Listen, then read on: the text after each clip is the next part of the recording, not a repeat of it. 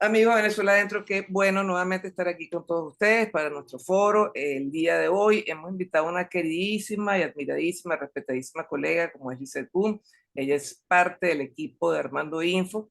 Desde hace algún tiempo ha estado trabajando, ha estado visitando, ha estado conociendo la zona a la cual hoy nos vamos a referir. Y es el hermoso, enorme y bastante complicado estado Bolívar, estado en el cual, bueno, tenemos desde nuestras más hermosas bellezas naturales hasta nuestros dramas sociales y ecológicos también más importantes en nuestro país. Lice, ¿cómo estás? Bienvenida. Un gusto, Marisabel. Muchas gracias por esta invitación.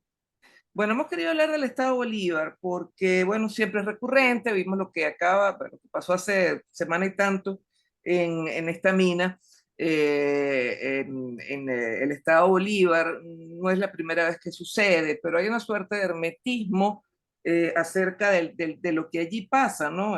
Bueno, oficialmente creo que fueron 16 fallecidos, y decimos oficialmente, porque los habitantes de la zona en su momento denunciaron otras cifras, pero como decimos, siempre hay una suerte de algo de misterio en torno a lo que sucede en el Estado Bolívar, minería ilegal, grupos irregulares. ¿Tú qué has visto desde que fuiste hace algún tiempo a hacer trabajo de investigación hasta estos momentos? Sí, yo considero que la último accidente en las minas que hubo, que fue el de la mina Loca, que está en la Reserva Forestal de La Paragua, eso es en Uh el -huh. municipio Angostura, un municipio del estado Bolívar, que es un municipio de muy difícil acceso. Em, Podría decirse que es un accidente o una expresión emblemática pues de toda la que es la tragedia en el arco minero. Y esto lo digo, bueno, porque se trata de un foco de minería ilegal donde, bueno, reúne pues todas las irregularidades que se están cometiendo ahí en el arco minero.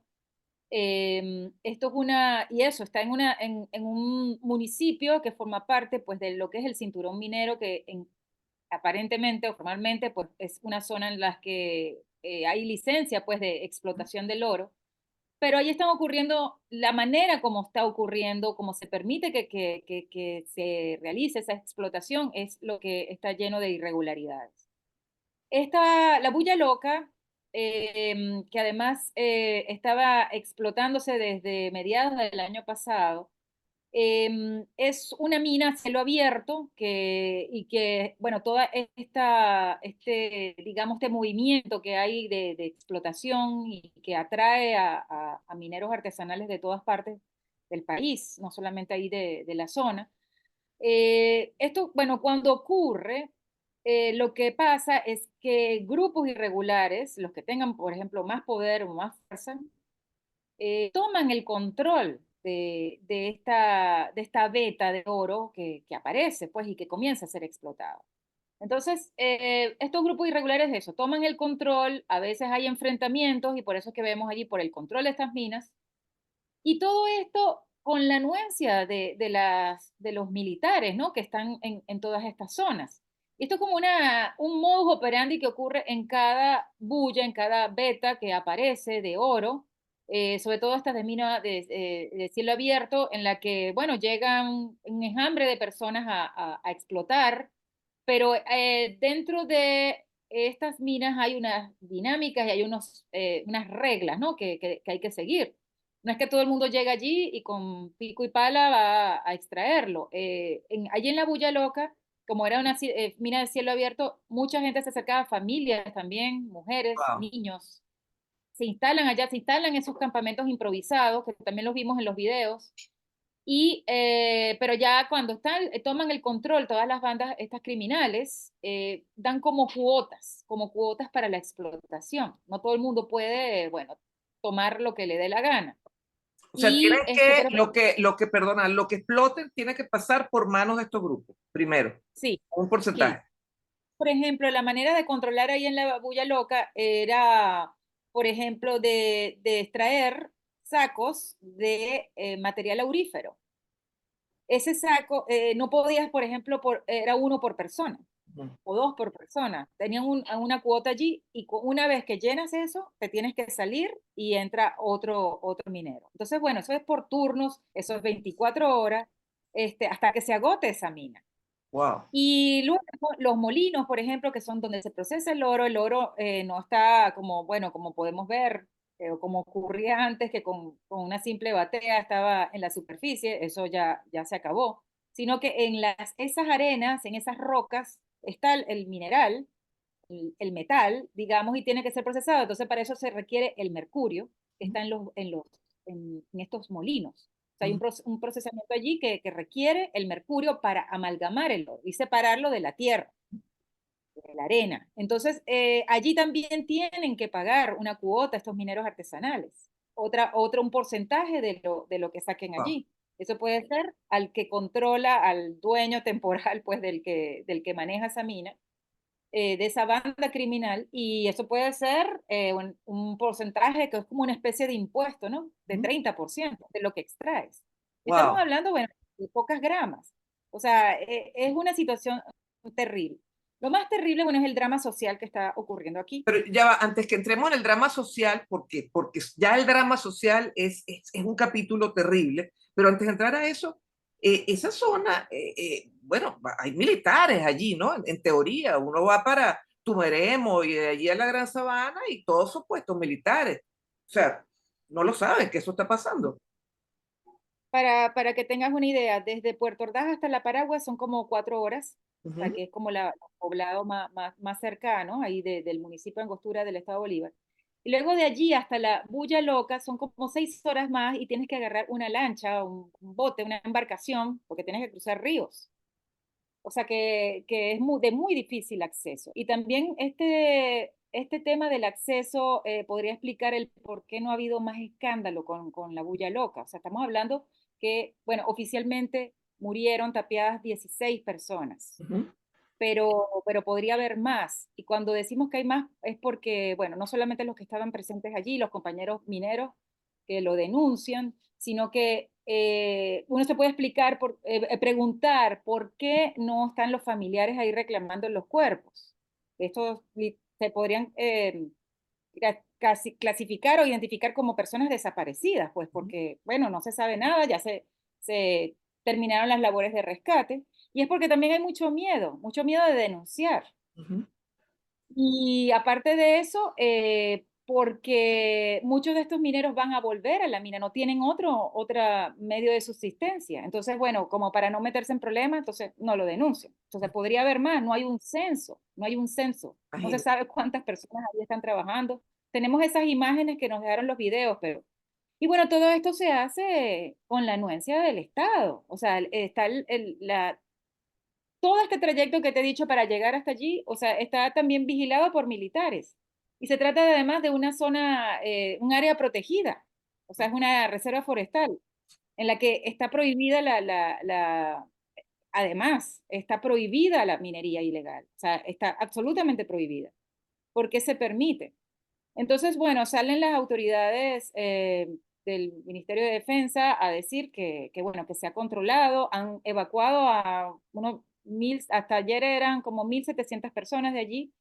No solamente estamos hablando del minero artesanal que trabaja en el frente, digamos, ahí dentro de la mina, sino que también hay toda una red que se teje como una red de apoyo, digamos, para toda la convivencia allí de la mina. Y ahí hablamos, bueno, desde el que tiene la bodega, de las cocineras, de todos los que prestan servicios también, ¿no? De los transportes, o sea, ya estamos hablando de los lancheros, en este caso.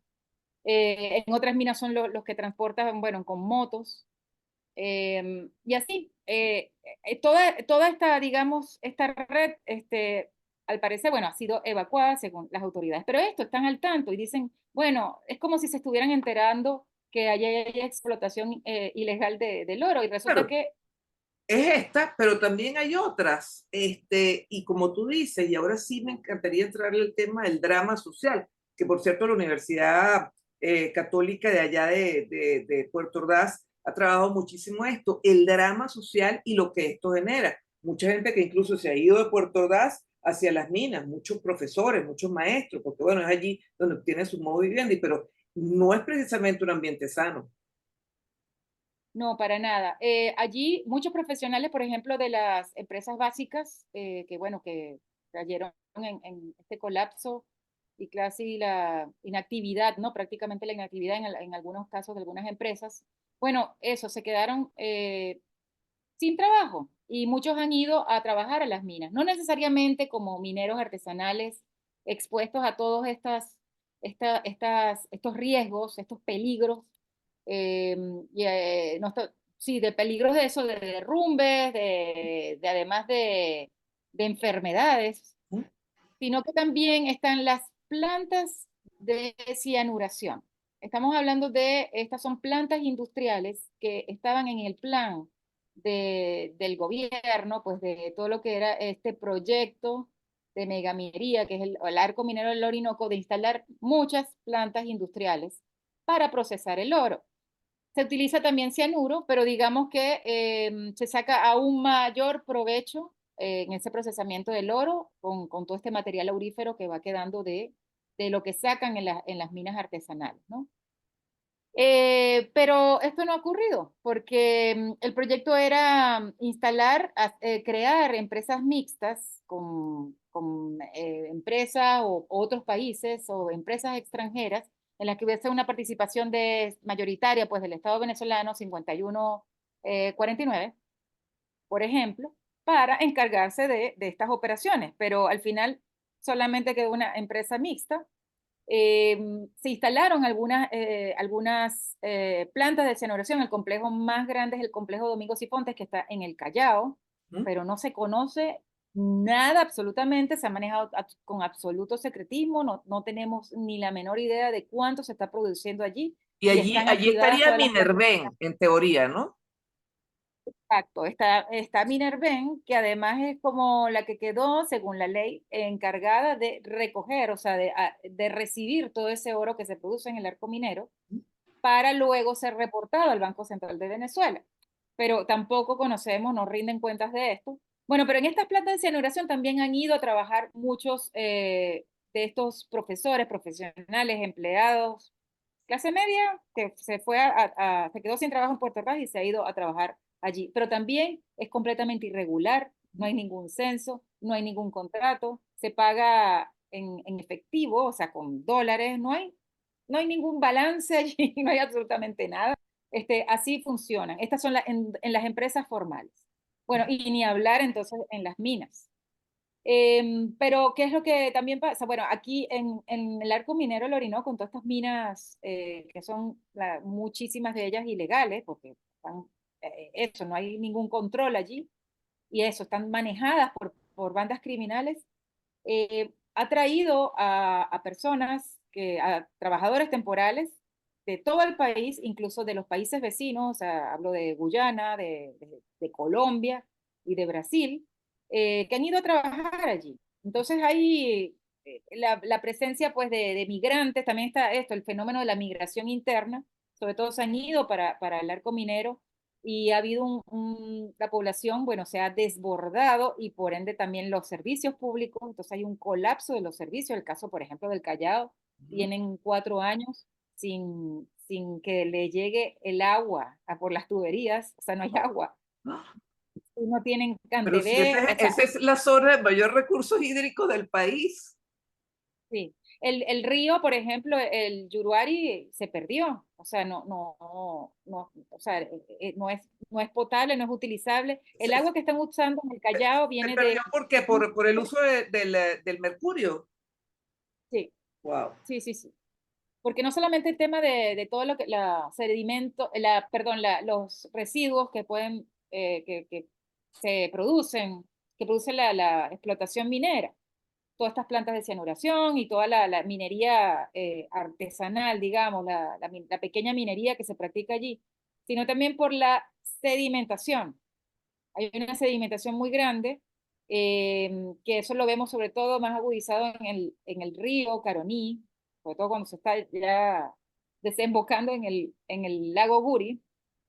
El Caroní tiene, bueno, pedazos completamente contaminados, ¿no? Porque en esta Wow. zona, pues también entra el arco minero y hay una sedimentación muy grande, por eso es que vemos el río cada vez más espeso.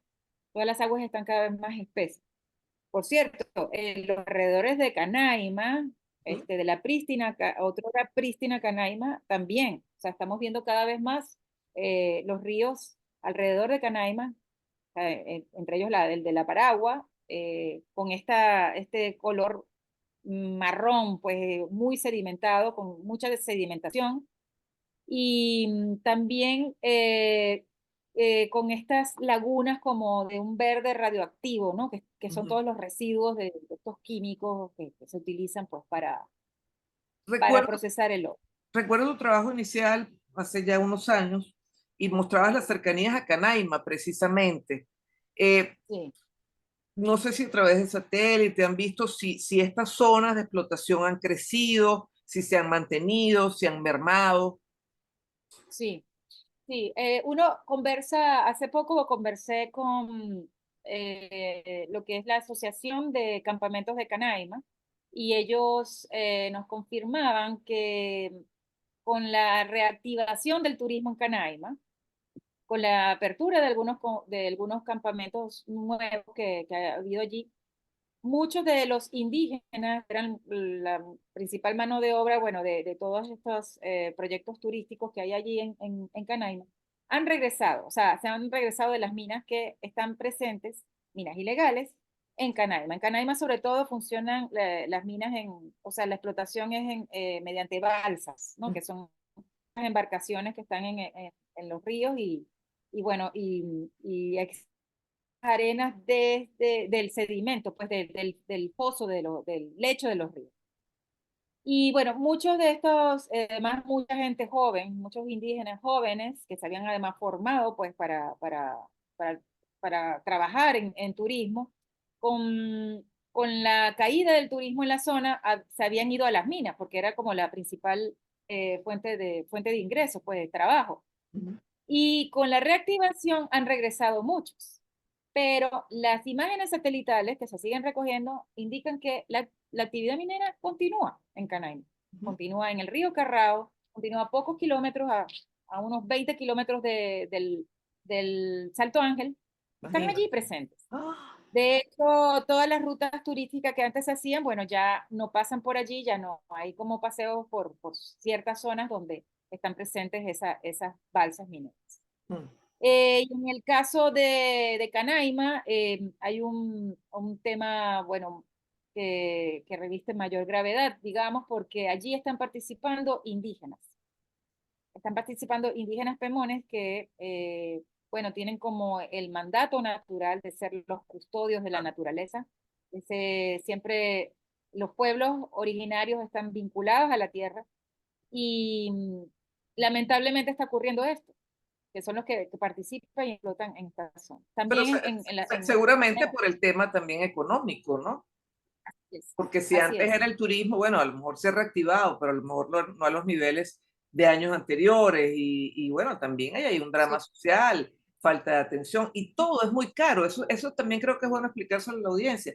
Cómo en la medida que uno se va entrando a esa Venezuela profunda, a ese Bolívar profundo, los insumos, las cosas se ponen cada vez más caras. claro, claro. Allí es sumamente caro. En el caso de Canaima, bueno, se maneja en dólares, pero por ejemplo en el cargo minero existe otro sistema monetario muy distinto La grama, ¿no? y La grama de la oro. grama, la Sí. grama, bueno, la última vez que estuve estaba alrededor de $40 una grama. Wow. Y la grama se puede, que es un gramo, equivalente a un gramo, pero también está el punto, Ujú, es la décima parte de un gramo. ujú, Eso también tiene su, su, ujú, su, su valor. Y eso es lo que se maneja en esos pueblos. O sea, en la Paragua ujú, solamente no hay, ni siquiera se acepta el dólar. ujú. Este, Ni siquiera se acepta el o sea, dólar. ni siquiera, o sea, es la grama.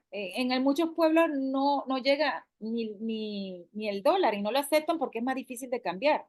Más hacia la frontera con Brasil está, por ejemplo, dominas el reais, o sea, el real brasilero.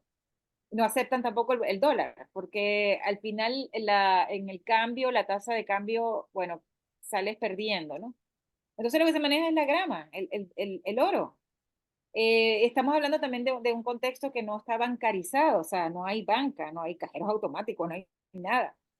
Y también ha mermado mucho el billete del bolívar, o sea, el efectivo en papel, que antes se movía mucho. No sé si recuerdan ese caso de la crisis que hubo de los $100, de los Sí, 100 bolívares, del sí, billete de sí, 100 que iba a salir, y se armó una trifulca en todo el sí. estado Bolívar. Justamente por eso, porque era la manera, o sea, la principal moneda era esa y el oro. Entonces, pero en el caso ahí de la Paragua, bueno, se maneja todo así, con gramas. Es Ujú. una locura. Pero El tema de ese las es lo que se... enfermedades endémicas, o sea, el tema, por ejemplo, del paludismo, el tema incluso de, más allá de esto, el tema de la prostitución, porque bueno, siempre que hay minería, alrededor de esto también hay prostitución, eh, las enfermedades de transmisión sexual, hay estudios al respecto. Sí, sí. El caso, por ejemplo, de la malaria, Venezuela se convirtió en los últimos años, no, gracias, no gracias, debido Ajá. al crecimiento de casos en Venezuela de malaria, eso modificó toda la tasa, digamos, en Latinoamérica. El caso de malaria, que es una enfermedad que estaba prácticamente erradicada en nuestro país, Venezuela fue pionero erradicando esta enfermedad. Pero bueno, cuando se agravó este tema de la malaria hace unos años, eso fue recién antes de la pandemia, hubo una intervención de varias ONGs, entre ellas la Cruz Roja, para erradicar la malaria. Y sí, sí se vio frutos, o sea, sí se ha reducido, se ha controlado, Ujú. pero no se ha eliminado, eso existe y sigue existiendo allí, la malaria. Y es muy común hablar, por ejemplo, con los mineros artesanales y que te digan, sí, claro, yo he tenido, ya me ha dado como 3 veces y tienen sus propios remedios Wow. para atenderlo, porque bueno, eso, no había como insumos en los ambulatorios sí. Pero bueno, es una enfermedad que puede ser mortal, o sea, es peligrosa. Y bueno, eso sigue presente allí, claro, en menor cantidad, pero está allí. Hay como una atención un poco mayor. Pero, por ejemplo, el Centro de Derechos Humanos de la Universidad Católica Andrés Bello, en el módulo de Guayana, Ujú. está haciendo un trabajo muy interesante en el seguimiento de, bueno, de todo este drama social que está ocurriendo allí. Y el último informe han encontrado que, por ejemplo, el tema de la trata de personas está creciendo, cada vez más creciente, y la edad, por ejemplo, de las niñas bueno, que al final entran pues en estas redes de tratas de personas, en prostitución, es cada vez menor. O sea, cada vez son más niñas las que están siendo explotadas sexualmente en el arco militar. Y también niños. Eso es lo que está pasando allí. No hay ningún control, no hay ningún control. El caso es que las enfermedades, por supuesto, de transmisión sexual han aumentado los casos. No hay mayores tratamientos, entonces tienen que ir a Puerto Ordaz o Ciudad Bolívar a tratarse. Pero muchas de estas personas luego que se tratan vuelven otra vez Ujú. a las minas, ¿no? Ahora, para redondear este tema, recuerdo que en el pasado, pues había como luchas entre grupos de poder por el control de la zona de minas. Entonces, bueno, se hablaba en aquel momento, estoy hablando ya hace 10 años, quizás un poco más, se hablaba de guerrillas, se hablaba también de grupos bueno, AMPA común organizada o AMPA organizada, se hablaba también de efectivos militares. Ya eso, por lo menos ya los que están actuando, o sea, ese tema de violencia entre grupos armados, ¿ha cesado o no? Sí, ¿qué es lo que ha ocurrido? En esa época que hubo muchas masacres, bueno, a partir de la masacre de Tumeremos, que fue en el 2016, que fue, bueno, cuando comenzó el arco minero del Orinoco, todavía estaba como muy incipiente el tema del control de las minas. O sea, llegaba, como expliqué al principio, que llegaba un grupo, una banda criminal y tomaba esa bulla, esa veta que aparecía de oro y bueno, y se tomaba el control, pues. Y también desde las ya establecidas, o sea, por ejemplo, en toda la zona de Las Claritas y el kilómetro 88, donde estuvo allí, estuvo Crystal X, la empresa canadiense, durante tantos años, allí que tuvo la concesión. Bueno, esas minas siguen, ahí se encuentran de los yacimientos más grandes del mundo, al parecer, ¿no? Y bueno, contradictoriamente es una de las zonas más pobres y más desasistidas, es así. Bueno, todo este control todavía estaba como muy incipiente la distribución del poder, porque hay una territorialización del control de las minas. Y estaba todo todavía en ciernes, digamos. Y por eso se producían estos enfrentamientos tan violentos, tan dramáticos, bueno, porque estamos hablando de muchas Cruento. personas que, sí, sí, además, uso de armas de guerra, a lo que, bueno, que tendrían que estar bajo custodia, pues, de las Fuerzas Armadas Nacionales. Y lo que ha pasado es que se han llegado como acuerdos tácitos para el control de las minas y se han distribuido. Entonces, hay bandas criminales que manejan, por ejemplo, todo el sector de Las Claritas o el kilómetro 88. Hay otro que maneja el sector del Callao, otros del Tumeremo. Otras bandas manejan bueno, las minas que están a la altura de Huasipati, o sea, de distintos municipios. Y también de una reciente beta se llaman Los Kilómetros, que son unos pueblos que han aparecido en los últimos años, justo desde la pandemia, que están entre, digamos, Tumeremo y el kilómetro 88, y allí lo tomó otro grupo, otra banda criminal. Toman el control, entonces, bueno. Los últimos enfrentamientos que ha habido, curiosamente, son con los pueblos indígenas, porque hay que decir que en estos territorios, o sea, hay minas que se están explotando que se encuentran en territorio indígena. En territorio indígena que no solamente son del pueblo Pemón, hay otros grupos allí bueno, que conviven, ¿no? Desde tiempos ancestrales, esos territorios indígenas. Y tienen que ser respetados. Bueno, en esos territorios indígenas son los propios indígenas que toman el control de sus recursos, de los recursos de su territorio. Y por eso es que cuando hay bandas criminales que no han entendido y bueno, cuando digamos se pasan de la raya y quieren tomar control de esos territorios, pues ha habido el enfrentamiento. Sí.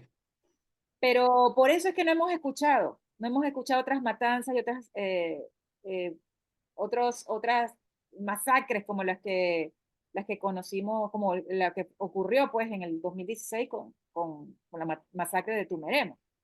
Pero la violencia está allí y también ha habido ya, digamos, una aceptación, por eso que se habla de gobernanzas criminales, que es lo que está ocurriendo en el arco minero, porque es como acuerdos tácitos de convivencia, son cogobiernos en los que participa el Estado, las bandas criminales y también hay una aceptación de la población. La población que está allí, los que viven allí de toda la vida y la población, digamos, temporal, que son estos mineros artesanales que van a trabajar ahí a las minas, se adaptan pues a las reglas que imponen los grupos criminales. En el caso de las minas trabajadas por indígenas, también tienen sus reglas y es una adaptación que hay allí. Entonces también, al final, si vas derecho, cumpliéndola con toda esa normativa minera, pues nada, entonces por eso hay menos registro de violencia, o sea, de violencia expresada en este tipo de masacres, porque eh, siguen ocurriendo casos de violencia. Esto que acaba de ocurrir con la bulla loca, con esta mina, es una expresión de eso, ¿no? Que es más Son violento para que... estados, grupos para estatales que ejercen control sobre distintas zonas. Organizaciones como SOS Orinoco han alertado y uno lo que teme es que, bueno, más allá de todo este hecho social, este drama social, uno lo que teme es que esta zona, que además es reservorio de la humanidad, una zona además ancestral, la zona de las zonas más antiguas de la Tierra, pues bueno, vaya a terminar totalmente destrozada. ¿Hay exageración en este tipo de afirmaciones, ya para finalizar, Lizeth? Sí, bueno, después de mucho tiempo, porque esto ha venido alertando o algunas organizaciones ambientalistas y también la prensa, ¿no? El periodismo ha hecho como un seguimiento de toda la Sí, devastación que está ocurriendo en el arco minero. Organizaciones, por ejemplo, como SOS Orinoco, que es también de creación reciente, es uno de los que más ha alertado sobre el desastre ambiental que está ocurriendo